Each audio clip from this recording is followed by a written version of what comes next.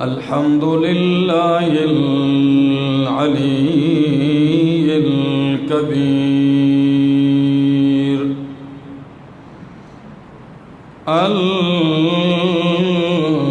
الكبير المتعال.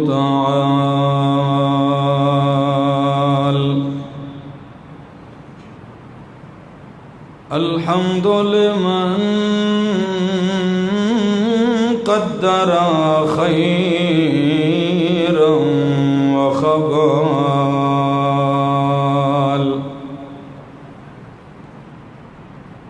والشكر لمن صور حسنا وجمال. فرد صمد عن صفة الخلق، بريء أزلي سرمدي، خلق الخلق كمال. ثم نشهد الله إله إلا الله وحده لا شريك له، لا شريك له ولا نظير له ولا وزير له ولا مشير له، لا معين له ولا منازم له ولا مناظر له ولا مداني له ولا مجاور له ولا مقابل له ولا ضد ند جد جد جهد لا ولا مثل مثال مثيل مماثل له. ونشهد أن سيدنا وسندنا وإمامنا وأحبنا وحبيبنا وحبيب ربنا محمدا عبده ورسوله. أما بعد فأعوذ بالله من الشيطان الرجيم. بسم الله الرحمن الرحيم. الخبيثات للخبيثين والخبيثون للخبيثات، والطيبات للطيبين والطيبون للطيبات،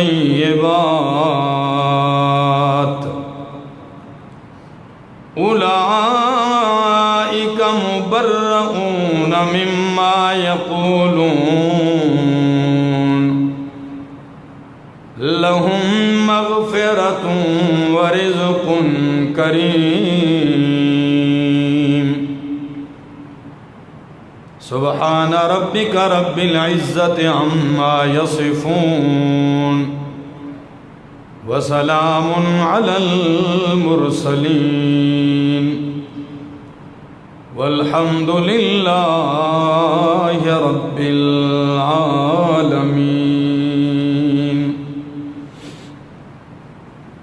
انتہائی قابل عزت، قابل احترام بزرگوں، بھائیوں، عزیزوں، نوجوان ساتھیوں، السلام علیکم. دعا اور التجا ہے بارگاہ الہی کے اندر کہ اللہ مجھے حق اور سچ کہہ سکنے، سمجھا سکنے کی توفیق نصیب فرمائے، اور اس کے بعد مجھے اور آپ سب کو عمل کی بھی توفیق نصیب فرمائے. رمضان المبارک میں وعدہ کیا تھا کہ شوال کے مہینے میں آپ کے سامنے ام المومنین صدیقہ کائنات صدیقہ بنت صدیق حضرت عائشہ رضی اللہ تعالی عنہا کا تذکرہ کروں گا۔ ان کی سیرت کے حوالے سے کچھ گفتگو اس رمضان کے جمعے میں ہوئی، اور ان کی سیرت کا ایک گوشہ جو باقی تھا آپ کے سامنے عرض کرتا ہوں۔ اگر آپ توجہ رکھیں گے اور دماغ حاضر رکھیں گے تو میری گفتگو آپ کو سمجھ میں آئے گی، اور ان کی سیرت کے اس واقعہ کے ہزارہا عبرتیں اور نصیحتیں آپ کو مل سکیں گی۔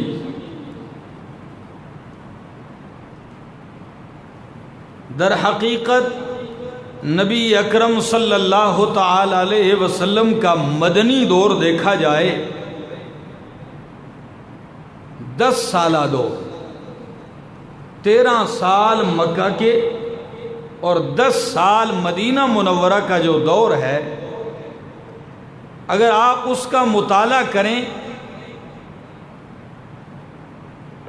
تو وہ دشمنان اسلام سے لڑنے میں اور جنگوں میں گزرا ہے۔ 27 غزوات ہیں، تو ایک غزوے سے فرصت کے بعد دوسرا سر پہ آتا، دوسرے کے بعد تیسرا سر پہ آتا۔ سن 5 ہجری ہے، غزوہ احد کے بعد شعبان کا مہینہ ہے، نبی اکرم صلی اللہ تعالی علیہ وسلم کو خبر پہنچی کہ مدینہ سے 9 میل کے فاصلے پر ایک کنواں ہے پانی کا، جس کا نام ہے مریسیہ، اور اس کنویں کے پاس ایک آبادی اور قبیلہ آباد ہے، ایک گاؤں جن کا نام ہے، جس قبیلے کا نام ہے بنو مستلق۔ نبی کریم کو خبر پہنچی، کسی نے بتایا کہ باقی سب لوگوں سے تو آپ کی جنگیں ہو گئیں، لیکن یہ قبیلہ آپ کی دشمنی میں پیش ہے، اور ان کا سردار آپ کے خلاف ایک عظیم جنگ کی تیاری میں سرگرم ہے اور مکمل تیاری کر رہا ہے۔ آپ خبر لیں۔ نبی اکرم صلی اللہ تعالی علیہ وسلم نے حضرت بریدہ اسلمی رضی اللہ تعالی عنہ کو بھیجا، جائیں آپ تحقیق کریں واقعی ایسا ہے۔ جب بریدہ اسلمی رضی اللہ تعالیٰ عنہ گئے اس بنو مستلق کے علاقے میں، دیکھا، سنا، جائزہ لیا، واپس آ کر نبی کریم کو خبر دی کہ ہاں واقعی یا رسول اللہ وہ زور و شور سے آپ کے خلاف جنگ کی تیاری میں لگے ہوئے،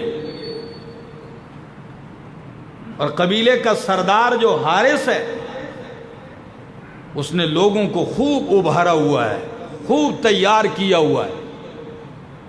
نبی کریم نے اعلان کیا نہیں کریں گے تیاری انشاءاللہ۔ آپ نے صحابہ کرام کی جماعت کو لیا اور چل پڑے، تو منافقین بھی ساتھ مل گئے۔ منافقین کا ایک ٹولہ، ایک گروہ، ایک جماعت ساتھ ملی۔ کیوں؟ جنگ کے لیے نہیں، ان کو پتہ تھا فتح ہوگی، مال غنیمت ملے گا، سامان اور اسباب ملے گا، بہت کچھ ملے گا۔ اس لالچ کی غرض سے وہ ساتھ ہو گئے، اور اسلام کو اور مسلمانوں کو جتنا نقصان منافقین نے دیا ہے اتنا کسی نے نہیں دیا۔ میں آپ کے سامنے ایک واقعہ ذکر کروں گا، آپ حیران رہ جائیں گے کیا ایسی بھی سازشیں ہوتی ہیں، اور آج تک جاری ہیں۔ یہ منافقین کا ٹولہ ساتھ ہو گیا۔ اس دفعہ رمضان المبارک میں درس میں شریک تھا، تو میرے استاد محترم شیخ القرآن مولانا محمد طیب طاہری صاحب نے ہمیں سمجھانے کے لیے فرمایا کہ دیکھو تاریخ میں سبائی ایسے بھی چال چلتے ہیں، یہودی ایسے بھی چال چلتے ہیں کہ مومن مومن سے لڑ پڑتا ہے، بھائی بھائی سے لڑ پڑتا ہے، اور یہ کردار آج بھی ہے۔ ان کی مثال دی ہے۔ مثال کیا دی؟ فرمایا جب حضرت عثمان خلیفہ تھے رضی اللہ تعالی عنہ، تو انہوں نے ابو بکر صدیق کا بیٹا ہے محمد ابن ابی بکر رضی اللہ تعالی عنہ، ان کو گورنر بنانے کے لیے ایک علاقے بھیجا کہ محمد ابن ابی بکر یہ صدیق اکبر کا پہلے خلیفہ کا بیٹا ہے، تم جاؤ اور فلاں علاقے والوں سے کہہ دو کہ میں گورنر بن کے آ گیا ہوں، خلیفہ نے حکم دے دیا ہے۔ ایک خط بھی دیا ساتھ۔ توجہ ہے، خدا را بڑی بات کرنے لگا ہوں۔ خط بھی دیا ساتھ کہ جب آپ جاؤ گے فلاں علاقے میں، جس علاقے میں آپ نے گورنر بننا ہے، یہ خط ان لوگوں کے سامنے کر دینا۔ خط لپیٹا ہوا بند ہے، چل پڑتے ہیں۔ یہی سبائی جو آج مسلمانوں کی صفوں میں گھسے ہوئے اور مسلمانوں کو لڑا رہے ہیں، یہی یہودی سازش، یہ گروہ بھی ساتھ ہو گیا۔ تو ہم کیا کرنا چاہ رہے ہیں، یہ تو ان کو گورنر بنا رہے ہیں، یہ ٹولہ ساتھ ہو گیا۔ راستے میں چل رہے ہیں، حضرت محمد ابن ابی بکر سے کہنے لگے سنا ہے آپ کو گورنر بنایا جا رہا ہے۔ کہاں؟ اور ہم نے سنا ہے کہ آپ کو امیر المومنین خلیفہ ثالث نے خط بھی دیا ہے۔ ہاں دیا ہے، حضرت محمد ابن ابی بکر کہنے لگے۔ تو پتہ ہے سازشیوں نے، سبائی ٹولے نے کیا کہا؟ کہنے لگے اچھا خلیفہ کا مقدس خط ہمیں دیجئے۔ بادشاہ خلیفہ وقت نے لکھا ہے، ہم دیکھنا چاہتے ہیں اس کو، اور ہم اس کو بوسہ دیں گے۔ یہ دوہرے داماد پیغمبر کا خط ہے، ہم دیکھنا چاہتے ہیں اپنی گناہگار آنکھوں سے، ہم اسے چومیں گے، یہ اعزاز ہوگا ہمارے لیے۔ محمد ابن ابی بکر خوشی سے خط ان کو دیتے ہیں، اور سن لو مسلمانوں، پتہ ہے خط میں کیا لکھا تھا؟ خط میں لکھا تھا خلیفہ وقت حضرت عثمان ابن عفان نے کہ او علاقے والو، اذا جاءکم محمد ابن ابی بکر، اذا جاءکم محمد ابن ابی بکر فاقبلوہ، اگر تمہارے پاس یہ خط لے کر محمد ابن ابی بکر آ جائے تو ان کی گورنری کو قبول کر لینا، ان کو قبول کر لینا۔ فاقبلوہ، قبول کر لینا۔ جب ان سازشیوں نے دیکھا، اس سبائی ٹولے نے دیکھا، اوہو خط تو یہ لکھا ہے، تو وہ چھپ کے الگ ہو گئے اور خط میں ترمیم کر دی۔ فاقبلوہ کو مٹا کر لکھ دیا فاقتلوہ، فاقبلوہ کو مٹا کر کیا لکھا؟ فاقتلوہ۔ اذا جاءکم محمد ابن ابی بکر، جب تمہارے پاس محمد ابن ابی بکر آ جائے تو لوگوں انہیں قتل کر دو۔ با کا نقطہ ہٹایا اور تا بنا دی اوپر، فقبلوہ کو فقتلوہ کر دیا، اور خط بالکل اسی طرح لپیٹ کے آ کر حوالے کر دیا۔ بڑا پیارا خط ہے ماشاءاللہ، خط دے دیا، لیکن محمد ابن ابی بکر نے دوبارہ پڑھا نہیں۔ آگے ایک اور گروہ کھڑا کیا ہوا ہے راستے میں سازشیوں نے۔ جب یہ قافلہ یہاں سے روانہ ہے، آگے لوگ آئے ہیں راستے میں، یہ محمد ابن ابی بکر آ گئے، صدیق اکبر کا بیٹا آ گیا ہے، کہنے لگے سنا ہے آپ گورنر بننے جا رہے ہیں؟ ہاں، آپ کو خط بھی دیا گیا ہے۔ محمد ابن ابی بکر نے کہا ہاں دیا گیا ہے۔ کہنے لگے ناراض نہ ہونا، ہم آپ کے مخلص ہیں، ہم آپ سے محبت کرنے والے ہیں، آپ کو گورنر نہیں، آپ کو قتل کیا جا رہا ہے۔ نے کہا آپ کا دماغ خراب ہے، خلیفہ نے مجھے خود خط دیا ہے۔ کہنے لگے حضرت ہمیں سازش کا پتہ چل گیا ہے، آپ دیکھیں تو صحیح خط۔ جب محمد ابن ابی بکر نے خط کھولا تو واقعی خط میں لکھا ہے اذا جاءکم محمد ابن ابی بکر فاقتلوہ، اگر محمد ابن ابی بکر آ جائے تو انہیں قتل کر دو۔ حیران و پریشان، میں کیا سمجھتا رہا اور میرے ساتھ کیا ہو گیا۔ اب اللہ گواہ ہے کہ حضرت عثمان بالکل بری ہیں، اور اس میں بھی کوئی شک نہیں ہے کہ محمد ابن ابی بکر بھی گناہگار نہیں ہے، کیونکہ فوٹو سٹیٹ کا دور تو تھا نہیں، کمپیوٹر پہ لکھنے کا، وہ قلم سے لکھتے مٹ بھی جاتا۔ یہ ترمیم کی ہوئی، یہی وجہ بنی صدیق اکبر کے بیٹے کو قتل کرنے کا حکم دے، کیا وہ خلیفہ بننے کے قابل ہے؟ ہم انہیں قتل کریں گے۔ بس ان کو بھی سازش میں ملایا اور ایک شور اور غوغا، ایک ہنگامہ برپا ہو گیا کہ رولا بن گیا ملک میں، علاقے میں، اور ایسا رولا بنا، ایسی سازش چلی کہ آخر خلیفہ پیغمبر حضرت عثمان ابن عفان رضی اللہ تعالیٰ عنہ قرآن کی تلاوت کرتے ہوئے جام شہادت نوش کر گئے۔ یہ یہودی ٹولہ اور صحابہ کے مابین جنگیں لڑانے والا آج بھی زندہ ہے، عبداللہ بن سبا یہودی، جو آج بھی مسلمانوں کی صفوں میں گھس کے ان کو قتل کیا۔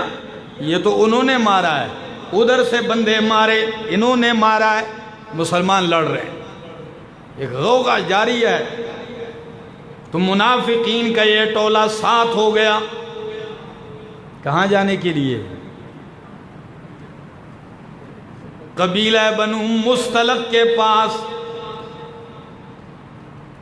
چل پڑتے ہیں۔ نبی کریم صلی اللہ تعالی علیہ وسلم جو ہی بنو مستلق پہنچتے ہیں، انہوں نے تیر اندازی شروع کر دی، صحابہ نے بھی مقابلہ کیا، پر نبی علیہ السلام نے فرمایا ایسے نہیں، یک بارگی حملہ کرو اور ان کی اینٹ سے اینٹ بجا دو۔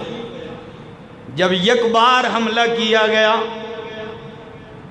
تو بنی مستلق سارا علاقہ گاؤں فتح ہو گیا، اور مال غنیمت میں 2000 اونٹ، 5000 بکریاں اور 200 گھر اور خاندان، ان کے مرد اور عورتیں ان کو غنیمت میں مل گئیں، اور 10 بندے قتل بھی ہو گئے۔ تو مردوں کو غلام، عورتوں کو لونڈیاں بنایا گیا، اور 2000 اونٹ، 5000 بکریاں تقسیم، مال تقسیم ہو رہا ہے۔ تقسیم ہو گیا۔ حضرت ثابت بن قیس رضی اللہ تعالیٰ عنہ کے حصے میں ایک لونڈی آئی، ایک عورت آئی، بڑی حسین و جمیل لڑکی ہے، سردار کی بیٹی تھی، یہ ان کو مل گئی، لیکن سردار کی بیٹی تھی، آزاد عورت تھی، وہ غلامی کب برداشت کرتی؟ نام اس کا ہے جویریہ۔ وہ جو ہی آئی تو ثابت بن قیس سے کہنے لگی مجھ سے غلامی کا زمانہ نہیں گزرتا، ایسے کیجئے میں آپ کو رقم دے دوں گی، مجھے آزاد کر دیجئے۔ لیکن رقم آئے گی کہاں سے؟ خود جو جکڑی ہوئی تو رقم کہاں سے لائے گی؟ مال کہاں سے آئے گا؟ حضرت ثابت بن قیس نے کہا ٹھیک ہے، لیکن تو مال کہاں سے لائے گی؟ وہ فوراً نبی کریم کے پاس آئی اور کہنے لگی یا رسول اللہ، آپ جانتے ہیں میں آزاد اور شریف لڑکی ہوں، میں سردار اور قائد اور لیڈر کی بیٹی ہوں، اگر آپ میرے ساتھ تعاون کریں اور میں مال دے کے اپنے آپ کو آزاد کر لوں تو مجھ پہ احسان ہوگا۔ سردار کی بیٹی نے اتنے دردمندانہ انداز میں اپیل کی کہ محمد رسول اللہ کے دل میں بات گر کر گئی اور آپ نے اس کی آزادی کا تہیہ کر لیا۔ ٹھیک ہے، پر نبی کریم نے فرمایا جویریہ اگر میں ایک تجویز پیش کروں منظور ہو تو قبول کر لینا۔ کہنے لگی بولیے۔ نبی علیہ السلام نے فرمایا جویریہ اگر میں یہ پیسوں کا انتظام کر کے تجھے ثابت بن قیس سے آزاد کر دوں، خرید لوں اور آزاد کرنے کے بعد تجھ سے نکاح کر لوں، کہنے لگی مجھے منظور ہے، منظور ہے مجھے۔ نبی کریم نے انتظام کیا اور ثابت بن قیس کو پیسے دیے، جویریہ کو خریدا اور آزاد کر کے نکاح کر لیا۔ جب نبی کریم کے نکاح میں آ گئی ام المومنین کا لقب پا گئی، جب ام المومنین کا لقب پا گئی، سنیے مسلمانوں، تو صحابہ کرام نے فوراً اعلان کر دیا، ابھی وہی ہیں، فوراً اعلان کر دیا کہ جس قبیلے سے محمد الرسول اللہ شادی اور رشتہ کر لیں ہم اس قبیلے کے مردوں عورتوں کو غلام نہیں بنا سکتے۔ کتنے با ادب لوگ، عظمتوں اور رشتوں کا کتنا خیال رکھنے والے، کتنی پہچان رکھنے والے لوگ تھے، فوراً اعلان کر کے کہنے لگے جس قبیلے سے محمد الرسول اللہ نے رشتہ کر لیا ہم نے ان کے سارے مردوں اور عورتوں کو آزاد کر دیا ہے۔ نبی کریم کے رشتہ دار ہو گئے۔ چند دن آپ وہاں ٹھہرے اور اس سفر میں نبی کریم کے ساتھ ام المومنین صدیقہ کائنات بھی ہیں، حضرت عائشہ رضی اللہ تعالی عنہ۔ جب واپس آتے ہیں، کبھی سیرت کو کھولیے، خدا کی قسم آپ کو بہت کچھ ملے گا، لیکن ناول اور ڈائجسٹ پڑھنے سے کیا مل سکتا ہے؟ سارا دن فیس بک میں گھسے ہوئے خرافات دیکھتے اور پڑھتے رہتے ہیں، لیکن کبھی حقیقت سننے کے لیے کسی کو موقع بھی نہیں ہے۔ اور کیا کیا جائے؟ گمراہی اور بدرائی کے لیے لوگوں کے پاس اتنے اسباب ہیں اور دینداروں کے پاس تو ہے ہی نہیں وہ اسباب۔ بہرحال یہ موضوع چھوڑتا ہوں۔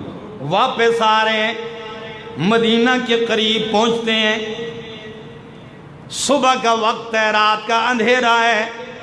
ام المومنین صدیقہ کائنات اپنی حاجت کے لیے قافلے سے دور چلی گئیں، اپنے اس کجاوے سے محمل سے نیچے اتریں، دور گئیں، گلے کا ہار ٹوٹ گیا، کسی سے مانگا تھا تو اب وہ تلاش کرتے کرتے دیر ہو گئی۔ قافلے نے کجاوا اٹھایا جس میں ام المومنین بیٹھتی تھی، اونٹ پہ رکھا، ان کو پتہ بھی نہیں تھا خالی ہے یا بیچ میں کوئی بیٹھا بھی ہے، اونٹ پہ باندھا۔ نبی کریم قافلہ لے کے چل پڑتے ہیں، قافلہ چل پڑا۔ ام المومنین جب فارغ ہو کے آئیں، دیکھتی ہیں بالکل خالی ہے جگہ، قافلہ کوئی نہیں۔ جب قافلہ کوئی نہیں، فوراً وہیں بیٹھ گئیں، اپنے اوپر چادر ڈال دی اور کہا جب کہیں قافلہ ٹھہرے گا اور مجھے نہیں پائیں گے تو میری عدم موجودی کا جو ہی علم ہوگا فوراً واپس یہیں آئیں گے۔ آپ ٹھہر گئیں، لیکن دستور عرب تھا کہ قافلہ اپنے پیچھے ایک مرد کو چھوڑا کرتا تھا، تو پیچھے جن کو چھوڑا حضرت صفوان رضی اللہ تعالیٰ عنہ، وہ پیچھے سے آ رہے، کوئی بچی کچھ ہوئی چیزیں ہوتی وہ اٹھا لیتے۔ جب پیچھے سے آئے دیکھا تو ام المومنین اکیلی ہیں، تنے تنہا ہیں، قافلہ کوئی نہیں، تو فوراً حضرت صفوان کی زبان پہ یہ کلمہ آیا، اِنَّا لِلَّهِ وَإِنَّا إِلَيْهِ راجعون۔ ام المومنین صدیقہ کائنات فرماتی ہیں جب میں نے یہ کلمہ سنا تو میں فوراً اٹھ گئی، جاگ گئی، میری آنکھ کھل گئی، میں سنور گئی۔ صفوان نے فوراً اونٹ بٹھایا، سواری بٹھائی اور میں اونٹ پہ سوار ہو گئی۔ صفوان نے لگام پکڑی، نکیل تھامی اور تیزی سے چل پڑتے ہیں۔ ظہر کا وقت ہے، شدید گرمی ہے، ہم نے قافلے کو پا لیا۔ جب عبداللہ بن سبا یہودی جیسا منافق موجود ہو اور اس کے کارندے اور سازشی ٹولہ موجود ہو، ان کو موقع مل گیا، دیکھا کہ صفوان اور حضرت عائشہ اکیلے آ رہے ہیں، ہاں دیکھا نا ان کی آپس میں ساز باز ہے۔ خدا کی قسم بات کرتے بھی بندہ کانپتا ہے۔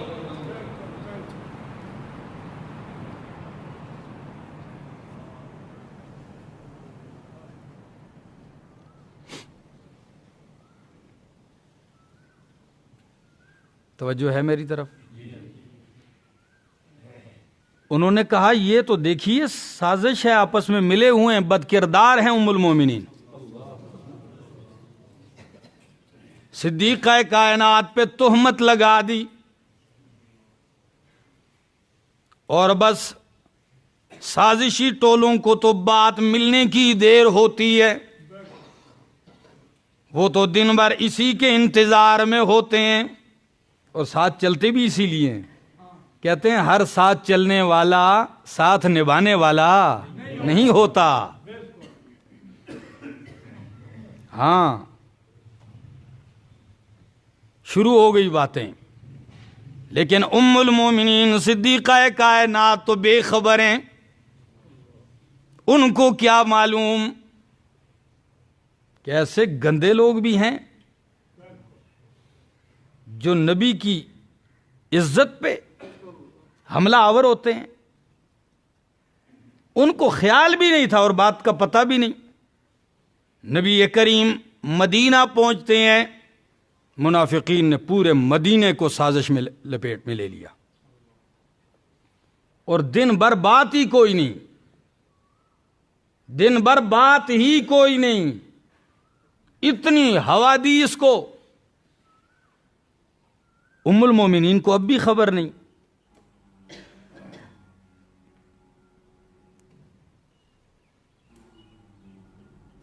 پنکھے کم کر دیں تھوڑے۔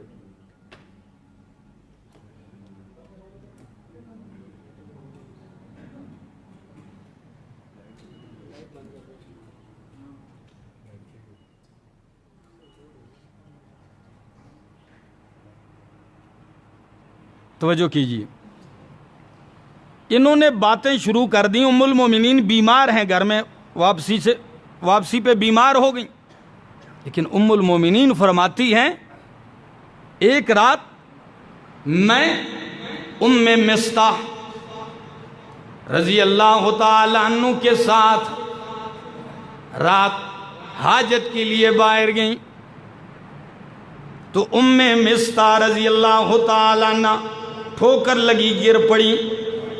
جوں ہی گری تو فوراً کہنے لگی تعسل مصطح، مصطح تباہ و برباد ہو جائے. ام المومنین فرماتی میں نے کہا اللہ کی بندی اپنے سگے بیٹے کو بد دعا دے رہی ہو، وہ تو بدری صحابی ہے، اسے بد دعا دے. تو ام مصطح کہنے لگی عائشہ آپ کو پتہ نہیں کہ وہ بھی آپ پر الزام لگانے والوں کی باتوں میں آ گئے، سازشیوں کی سازش کا شکار وہ بھی ہو گئے. تو ام المومنین کہنے لگی میں نے کہا کون سی سازش؟ ساری بات سنائی ام مصطح نے. صدیقہ کائنات فرماتی ہیں میں نے قضاء حاجت کے بجائے گھر کا رخ کیا، اور جب آئی نبی کریم صلی اللہ تعالی علیہ وسلم غمگین ہے، میں نے بات نہیں کی. میں نے کہا یا رسول اللہ مجھے اجازت دیجئے، میں باپ کے گھر جانا چاہتی ہوں، جا کے امی ابو سے بھی بات کروں گی. نبی کریم نے فرمایا اجازت ہے. ام المومنین صدیقہ کائنات چل پڑتی ہیں. جب گھر آئیں ابو بکر صدیق پریشان، اور صدیقہ کائنات کی ماں پریشان ہے. ماں سے جب بات کی اماں جان ایسی بات چل رہی ہے مدینہ منورہ میں، کیا آپ کو پتہ ہے؟ ماں نے کہا بیٹی پتہ کیا ہے، 1 مہینہ ہونے کو ہے ہمارے آنسو نہیں تھم رہے. یہ تو آپ کو خبر نہیں تھی. 1 مہینہ ہونے کو ہے ہمارے گھر میں غم اور مصیبت ہے. فرمایا ابو جان کو بھی پتہ ہے؟ کہنے لگی بیٹی ہاں وہ بھی پریشان ہے. بس جب یہ جملہ کہا ماں نے، ام المومنین فرماتی مجھ پہ لرزہ طاری ہو گیا، سردی اور بخار شروع ہو گیا. گھر کے سارے بستر اور چادریں لا کے میرے اوپر ڈال دی، لیکن وجود کانپ رہا ہے. چیخ مار کے رو پڑتی ہیں صدیقہ کائنات. جب چیخ ماری تو ابو بکر صدیق دوڑتے ہوئے آئے اور بیوی سے کہا کہیں عائشہ کو پتہ تو نہیں لگ گیا؟ بیوی نے کہا ہاں ان کو بھی پتہ لگ گیا.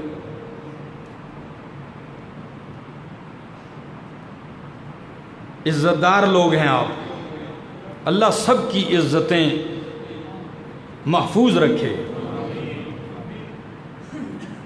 پھر نبی کی عزت، نبی کی عظمت، نبی کی شان، رب کائنات کی قسم ہے کائنات کی ساری عزتیں محمد عربی کی جوتی پہ قربان کر دی جائیں. آپ کی نالین کی عزت کا مقابلہ نہیں ہو سکتا. لیکن یہ منافق طبقہ ہر دور میں اپنا کام کرتا ہے. پیغمبر کی بیوی رو رہی ہیں ام المومنین، باپ رو رہا ہے، سارے رو رہے ہیں. نبی کریم میٹنگ بلاتے ہیں صحابہ کرام کی مسجد نبوی میں، سارے موجود ہیں. حضرت اسامہ رضی اللہ تعالیٰ عنہ سے فرمایا آپ مشورہ دیں. تو وہ کہنے لگے میں تو صاف کہتا ہوں یہ نرا جھوٹ ہے. حضرت علی المرتضیٰ رضی اللہ تعالیٰ عنہ سے فرمایا علی آپ بولیں. حضرت علی رضی اللہ تعالیٰ عنہ کہنے لگے لن یضیق اللہ علیک، اللہ کے پاک پیغمبر اللہ آپ پہ کبھی تنگی نہیں آنے دیں گے. والنساء سواہا کثیر، اور آپ کے لیے عورتیں عائشہ کے علاوہ اور بھی بہت ساری ہیں، عورتیں تو اور بھی بہت ہیں، اپنے انداز میں تسلی دی نبی کریم۔ اور پھر یہ بھی فرمایا حضرت علی المرتضیٰ نے کہ اگر آپ نے معلومات کرنی ہے تو اپنی لونڈی بریرہ سے معلومات کیجئے، کیونکہ گھر کی نوکرانی اور لونڈی کو سب پتہ ہوتا ہے، تو آپ ان سے پوچھیں۔ نبی کریم آ گئے اور بریرہ رضی اللہ تعالیٰ عنہ کو بٹھا لیتے ہیں۔ نبی کریم فرماتے ہیں بریرہ کیا تیرا یقین ہے کہ میں اللہ کا رسول ہوں کہ نہیں؟ کیا تو مانتی ہے؟ وہ کہنے لگی یا رسول اللہ میرا ایمان اور یقین ہے آپ اللہ کے سچے رسول ہیں۔ فرمایا پھر میں اگر پوچھوں تو جواب دو گی؟ نے کہا ہاں۔ فرمایا تو نے کبھی عائشہ کی کوئی غلط حرکت دیکھی ہے کہ نہیں جو تجھے ناپسند گزری ہو؟ کوئی بھی، سچ بتا۔ کہنے لگی نہیں۔ نبی کریم نے بات صاف کر کے فرمایا بریرہ میں انتہائی پریشان ہوں۔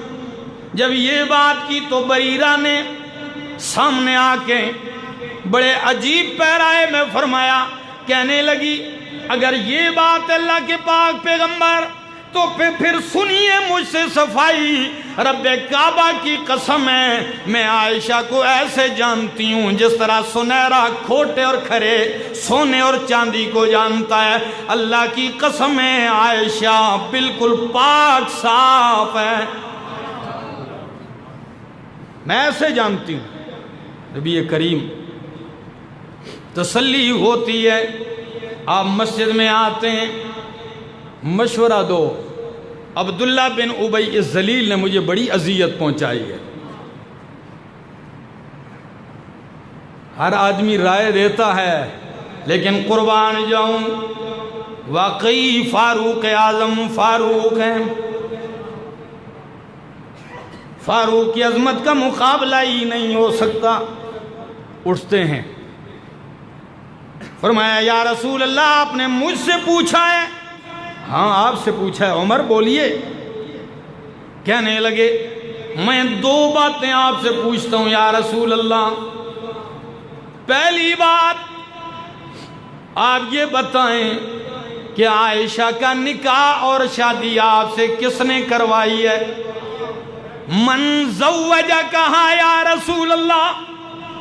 سارے لوگ بیٹھے ہیں، نبی کریم نے انگلی اٹھا کے فرمایا اللہ نے۔ صدیقہ کا انتخاب میرے لیے کس نے کیا ہے؟ اللہ نے کیا ہے۔ فرمایا دوسرے سوال کا جواب یا رسول اللہ کیا آپ کے وجود پہ گندی مکھی بیٹھتی ہے کہ نہیں؟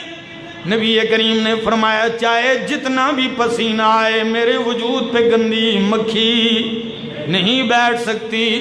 تو پھر صدیق فاروق اعظم پکار اٹھتے ہیں، کہتے ہیں اللہ کی قسم۔ تو پھر جب صدیقہ کا انتخاب اللہ نے کیا ہے تو عمر کا ایمان گواہی دیتا ہے کہ اللہ آپ کے بستر کے لیے کبھی گندی اور بد کردار عورت کا انتخاب کبھی نہیں کر سکتا۔ اللہ آپ کی عزت کے لیے کبھی گھٹیا عورت نہیں چن سکتا۔ اور میری دوسری بات، جو ذات آپ کے وجود پہ گندی مکھی بیٹھنے نہیں دیتا وہ آپ کی ذات سے وابستہ آپ کے بستر پہ گندی عورت اور بیوی کیسے گوارا کر سکتا ہے؟ تو میرا صاف اعلان ہے کیا؟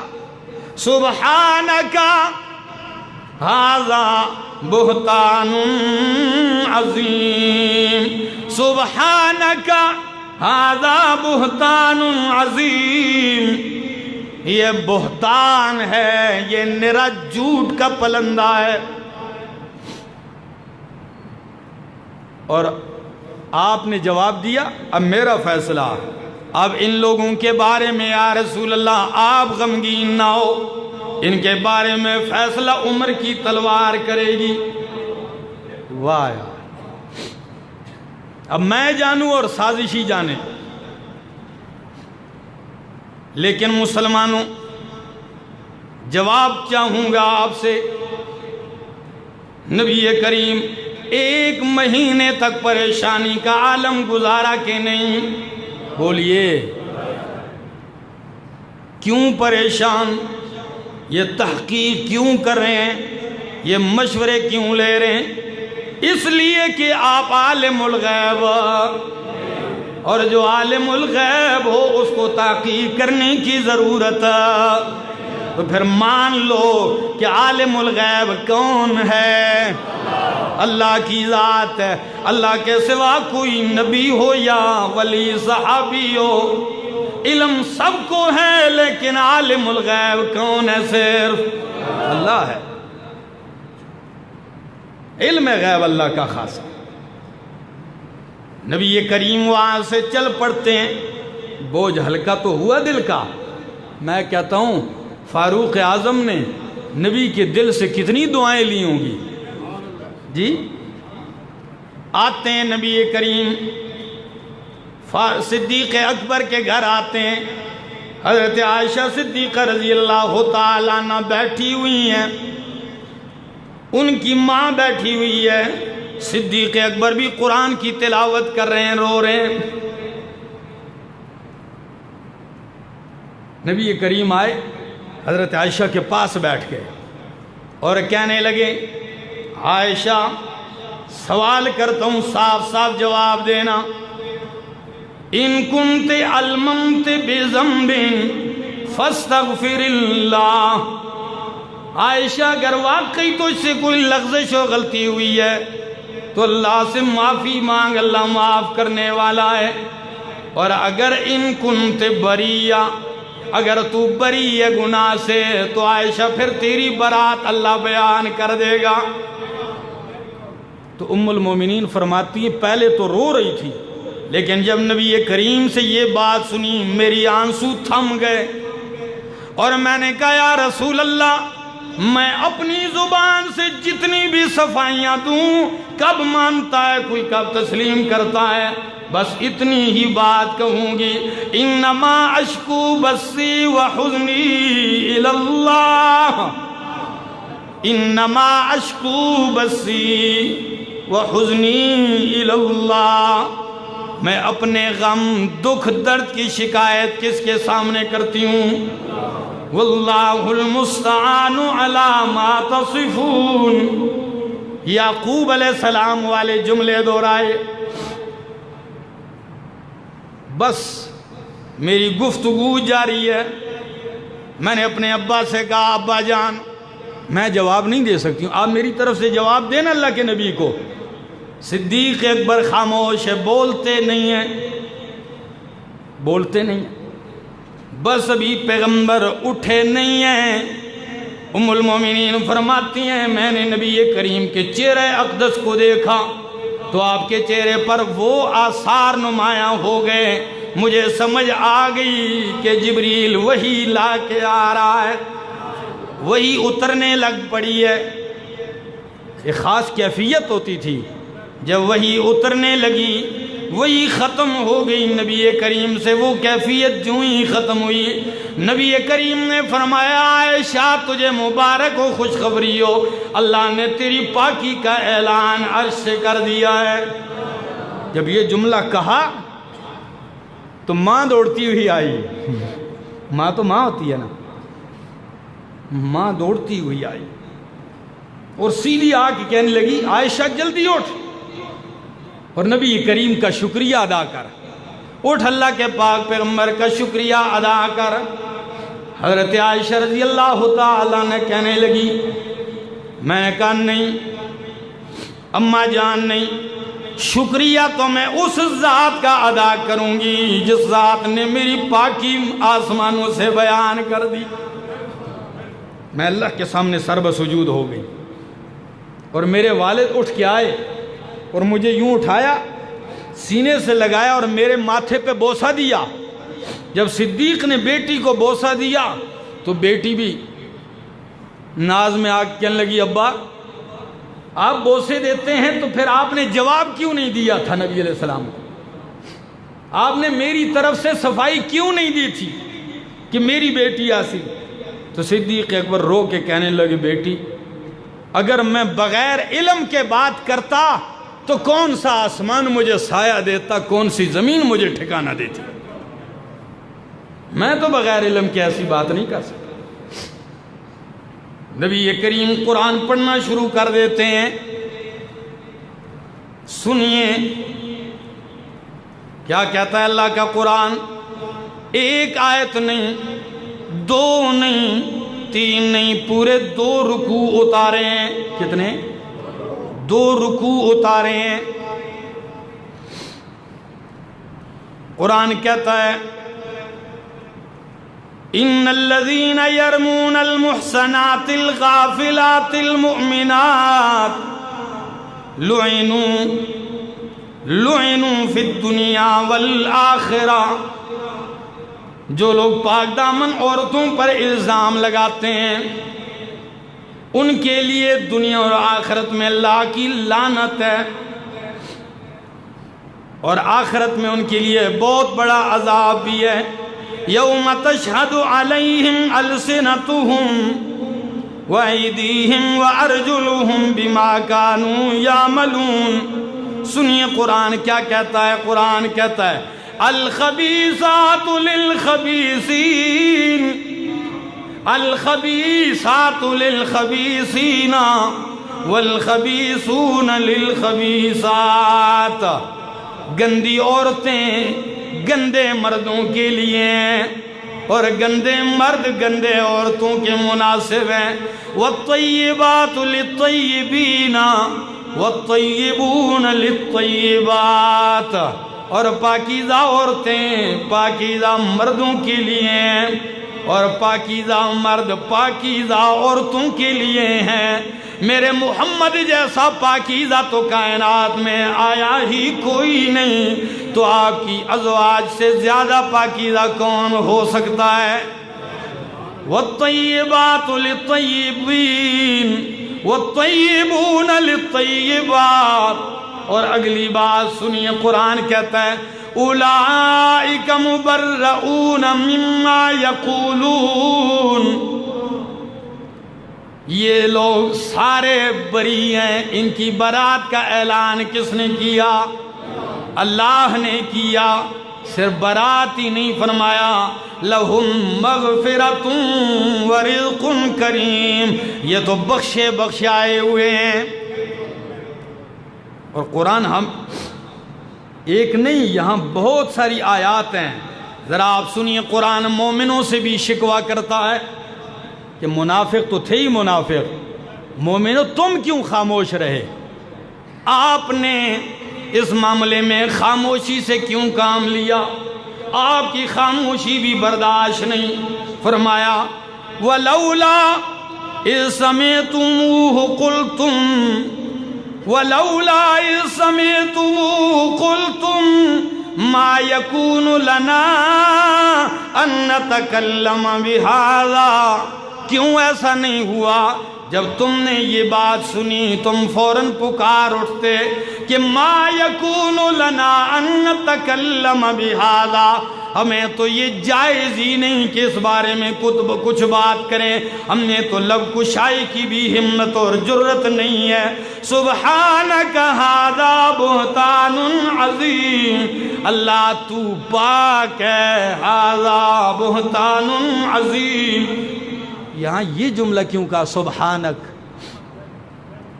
پاکی تو بیان کرنی ہے ام المومنین کی, اور جملہ کیا ہے؟ سبحانک. اللہ تو پاک ہے. رب تو سنیے فرمایا اشارہ کر دیا کہ سبحانک. اللہ جس طرح تو شریکوں سے پاک ہے اس طرح نبی کی بیوی ان گناہوں سے پاک ہے. اس بہتان اور اس الزام سے تیری بیوی بھی پاک ہے. ھذا بہتان عظیم. قرآن نے اس کو جھوٹ کہا. آپ آج اپنے معاشرے کو ذرا دیکھ لیجیے. ایک آدمی الزام گڑتا ہے اور مومن کہلوانے والے مسلمان کہلوانے والے اس کو چلاتے ہیں, کوئی تحقیق نہیں.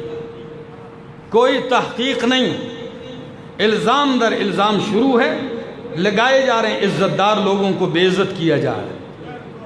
کیا مومن کا یہ شیوا ہے؟ کسی کام کی تحقیق کر لیا کرو۔ افسوس ہے کہ ہماری کوشش یہ ہوتی ہے کہ الزام کی کوئی جگہ مل جائے، ایک مل جائے، 100 میں اپنی طرف سے لگا لوں گا۔ اور قربان جاؤں نبی کریم کی عظمت اور شان پر، کیونکہ صرف صدیقہ کی بات نہیں تھی، بات تو نبی کی عزت کی تھی نا۔ تو جو لوگ لب کشائیاں کرتے ہیں دراصل بے شرم سمجھتے نہیں ہیں۔ جو صحابہ پہ انگلی اٹھاتے ہیں در حقیقت صحابہ پہ نہیں، وہ نبی پہ انگلی اٹھاتے ہیں۔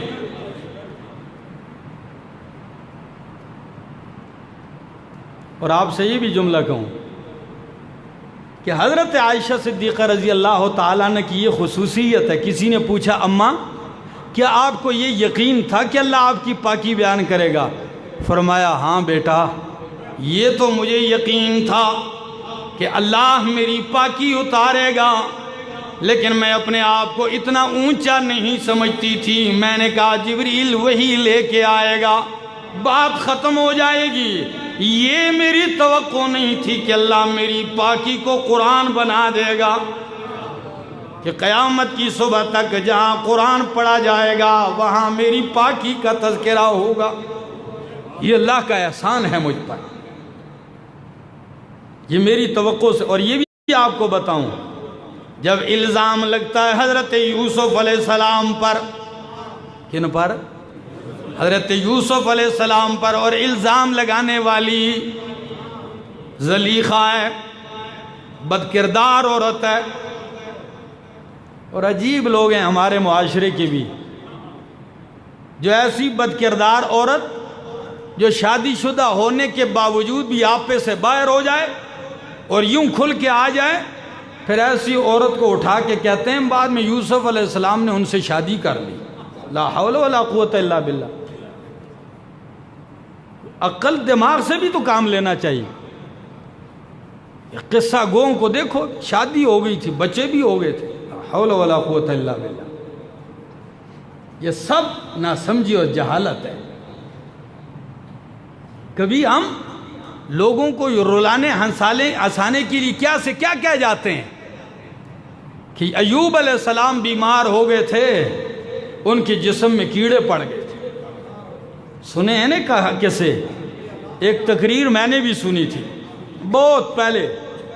بندے کو صحیح رلاتے ہیں کیا کہ جی کیڑے پڑ گئے تھے، اور جب کیڑا نیچے گرتا تھا تو ایوب علیہ السلام کیڑے کو اٹھا کر پھر ادھر رکھ دیتے تھے۔ آخر میں زبان پہ بھی کیڑے لگ کے تو رو پڑے۔ شرم نہیں آتی؟ سن لیجئے، امت کا اتفاقی عقیدہ ہے کہ جب نبی فوت ہو جائے، چاہے لاکھوں سال بھی گزر جائیں، تو نبی کے وجود میں کیڑا پڑ سکتا نہیں ہے۔ نبی کا جسم محفوظ ہوتا ہے، وفات کے بعد بھی کیڑا نہیں پڑ سکتا۔ تم زندے نبی میں کیڑے مان جاتے ہو، اور لوگ سبحان اللہ کہتے۔ بہت ساری ایسی چیزیں ہیں جو وقت آتے کے ساتھ ساتھ ہم ان کی نشاندہیاں کرتے جائیں گے۔ تو یوسف علیہ السلام پر الزام لگا تو وَشَهِدَ شَاهِدٌ مِّنْ أَهْلِهَا، زلیخا کے خاندان سے ایک آدمی نے اٹھ کے کہا لڑائیوں کی ضرورت نہیں ہے، دیکھو یوسف علیہ السلام کا کرتا آگے سے پھٹا ہے یا پیچھے سے؟ اگر کرتا آگے سے پھٹا ہے پھر عورت سچی ہے، یوسف علیہ السلام مجرم ہے۔ کیوں کہ کرتا آگے سے پھٹنا دلیل ہے کہ عورت ان کو دھکے دے رہی تھی، جان چھڑا رہی تھی، اور یہ ان پہ حملہ آور ہو رہے تھے۔ اور اگر یوسف کا کرتا پیچھے سے پھٹا ہے تو پھر سمجھ لو کہ یوسف جان بچا کے بھاگ رہے تھے اور اس بد کردار نے پیچھے سے حملہ کیا ہے۔ جب عزیز مصر نے دیکھا تو کرتا تو پیچھے کی جانب سے پھٹا ہوا ہے، تو فوراً پکار اٹھا کہنے لگا عورت سے کہ ساری تیری مستی ہے، یہ ساری غلطی اور جرم تیرا ہے۔ تو دیکھیے یوسف علیہ السلام کی پاکی کے لیے زلیخا کے خاندان سے بندہ کھڑا کر دیا، اور حضرت عیسیٰ علیہ السلام کی والدہ نبی برحق کی ماں حضرت مریم پہ جب تہمت لگائی یہودیوں نے، کس نے؟ یہودیوں نے، جب اللہ نے ان کو بیٹا دیا عیسیٰ علیہ السلام جیسا بغیر شادی کے، جب بیٹے کو اٹھا کے لائی تو قوم کیا کہنے لگی؟ ما کان ابوک امرأ سوء وما کانت امک بغیہ، اے مریم تیرا باپ تو برا آدمی نہیں تھا، تیری ماں بھی بد کردار نہیں تھی، یہ تو کہاں سے لے آئی؟ لقد جئت شیئا فریا، تو اتنا غلط کام، اوپرا کام کرائی، تیرے خاندان میں تو ایسی عورتیں نہیں تھی۔ جب الزام لگایا تو حضرت مریم کیا کہنے لگی؟ فاشارت الیہ، کہنے لگی مجھ سے نہ پوچھو، آنے والے اس مہمان سے پوچھو، گود میں اٹھایا بچہ ہے اس سے پوچھو۔ تو قوم کہنے لگی قالوا کیف نکلم من کان فی المہد صبیا،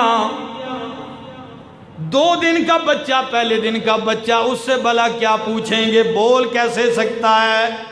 جب قوم نے کہا کیسے بول سکتا ہے، حلالی بچے ماؤں کی اوپر غیرت کرتے ہیں، حضرت عیسیٰ علیہ السلام بول پڑتے ہیں، یہ ان کا معجزہ ہے۔ کیا کہتے ہیں؟ قال انی عبد اللہ،